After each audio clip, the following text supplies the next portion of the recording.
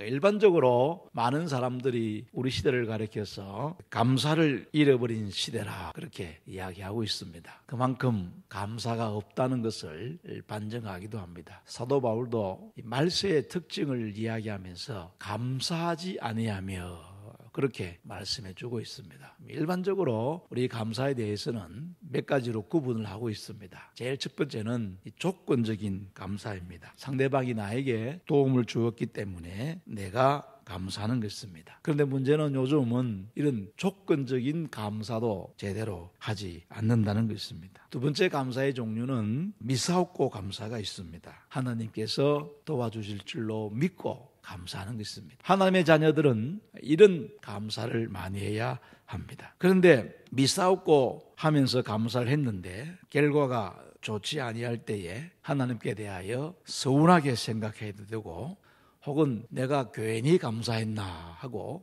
후회를 하는 경우도 종종 있습니다. 세 번째 감사의 종류는 그리 아니하실지라도의 감사입니다. 하나님께서 내게 원하는 것을 주지 아니하였다 할지라도 그 결과에 관계없이 하나님께 감사하는 것입니다. 이런 사람들은 하나님이 나의 상황과 처지에 관계없이 감사를 받으셔야 될 대상이며 그분의 손 아래서는 모든 것이 합력하여 선을 이루어갈 것이라는 믿음이 있기 때문에 할 수 있는 감사입니다. 이 세 번째 감사의 수준을 잘 보여주고 있는 분이 바로 다니엘입니다. 다니엘은 포로로 잡혀갔음에도 불구하고 그 당시에 페르시아 제국 왕이 바뀌는 상황에도 불구하고 총리의 자리, 가장 높은 자리를 차지했던 특별한 인물이라고 이야기할 수가 있습니다. 문제는 이 탁월함, 거기에다가 왕의 총애를 받는 것이 미움을 받게 되는 계기가 되었습니다. 그래서 다른 모든 총리들과 신하들이 마음을 합하여서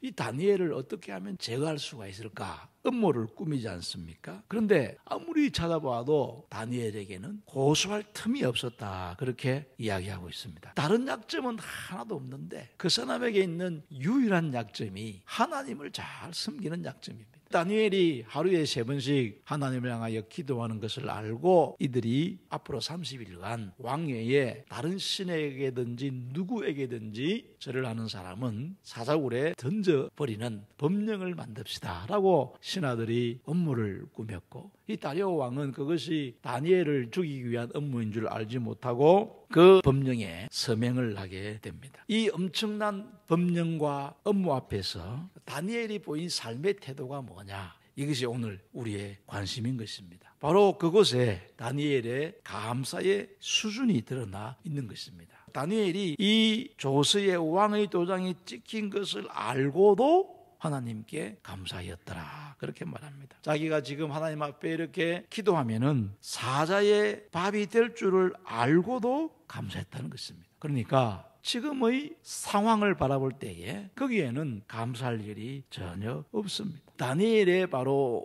이런 감사의 모습이 조금 전에 말씀드렸던 그리 아니하실지라도의 감사입니다. 조건에 따른 감사가 아닙니다. 이 아름다운 신앙의 모습은 다니엘의 세 친구들에게도 마찬가지였습니다. 그 느부갓네살 왕이 금신상을 두라 평지에 세우고 누구든지 이 신상에 절하지 아니하는 사람은 전부 다 풀무불에 던져버릴 것이라고 경고를 받게 됩니다. 이러한 경고 앞에서 다니엘의 세 친구들이 했던 그 말이 우리들에게는 큰 감동이 되었습니다. 왕이여, 우리가 섬기는 하나님이 계신다면 우리를 맹렬히 타는 풀무불 가운데서 능히 건져내시겠고 왕의 손에서도 건져내시리이다. 그렇게 하지 아니하실지라도 왕이여, 우리가 왕의 신들을 섬기지도 아니하고 왕이 세운 금신상에게도 절하지 아니할 줄을 아옵소서. 다니엘의 세 친구들이 그 불타는 풀불 앞에서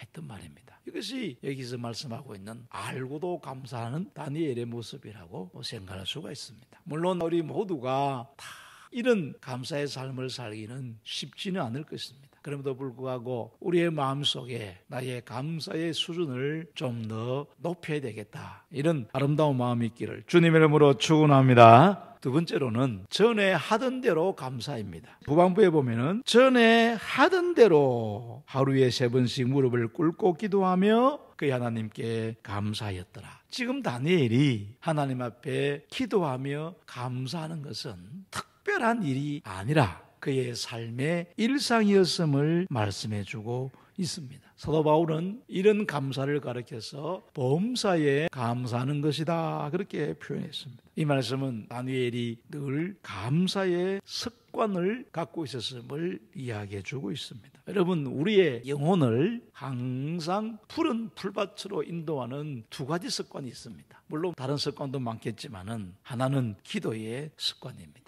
이 기도의 습관에 모범을 보여준 분은 바로 예수님이었습니다. 성경을 보면은 예수님께서는 기도의 습관을 따라 모든 일들을 하였습니다. 일평생을 기도하며 살았습니다. 공생에 시작하시면서 40일 동안 금식 기도했습니다. 제자를 부르실 때도 밤새도록 기도하였습니다. 항상 예수님께서는 새벽 아직도 밝기도 전에 일어나 한적한 곳으로 가서 우리나라 말로 하면은 새벽 기도를 열심히 하셨습니다. 일어나자마자 기도의 동산으로 올라가는 것만큼 우리들에게 유익한 것은 없습니다.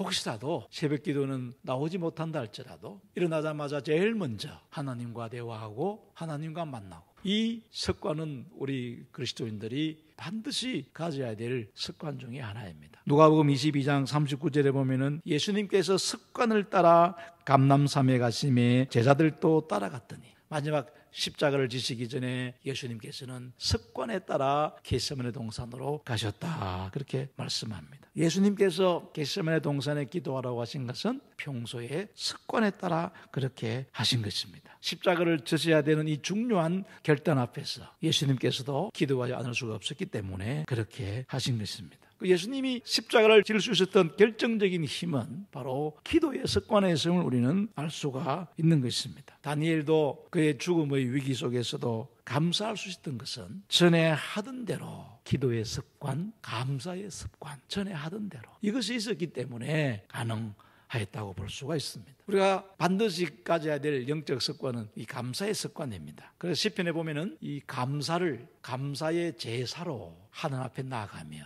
감사를 거의 예배의 수준으로 올리고 있음을 알 수가 있습니다. 이렇게 우리의 영혼이 항상 푸른 풀밭이 되기 위해서는 기도의 습관, 말씀의 습관은 꼭 가지고 있어야 하는 것입니다. 다니엘은 전에 하던 대로 감사했습니다. 감사의 습관을 삶을 사는 우리 모든 성도 되기를 주님의 이름으로 축복합니다. 마지막으로 오늘 말씀을 읽지 않았지만 우리 6장 마지막 절 28절입니다. 알고도 감사하고 전에 하던 대로 감사했던 그 다니엘을 하나님께서 형통하게 하셨다. 그것도 이 다리오 왕뿐만 아니라 다음 왕인 고레스 왕 시대까지 계속해서 형통의 복을 받았다, 그렇게 말씀하고 있습니다. 어떤 상황 속에서도 흔들리지 않고 하나님 앞에 감사하는 삶을 살 때에 하나님께서 다니엘을 형통케 하셨더라. 결과적으로 감사는 우리 성도들로 하여금 형통의 길로 인도한다는 것을 분명히 이야기하고 있습니다. 그래서 영국의 그 유명한 설교가인 찰스 스펄전 목사님이 이런 유명한 말을 남겼습니다. 불행할 때 감사하면 불행이 끝이 나고 형통할 때 감사하면 형통이 연장된다. 할렐루야. 감사는 불행의 끝이고 감사는 형통의 연장입니다. 우리 모두